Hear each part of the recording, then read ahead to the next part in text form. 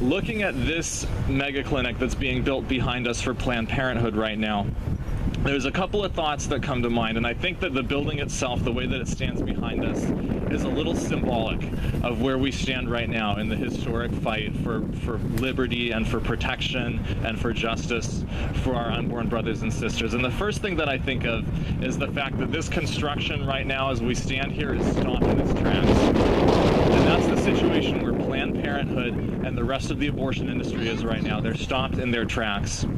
And that brings me to the second image that I see and the second metaphor that I see in this building behind us.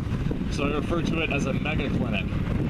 And most of us are probably familiar that it's been Planned Parenthood's business model over the past 10 or so years, 10 or 15 years. They're consolidating the affiliates. They're consolidating the clinics. They're building large mega centers, abortion factories, like Donald Trump would say, right? Abortion factories that can process huge volumes of procedures every year in centralized locations. And you can't help but think that they look kind of like fortresses, right? Or like the castle of the evil baron in a fairy tale. And the reason that Planned Parenthood is building fortresses right now is because they're on the defensive. They're on the ropes right now, and the days of legalized, state-subsidized, industrial-scale child killing in our country are numbered. Thank God.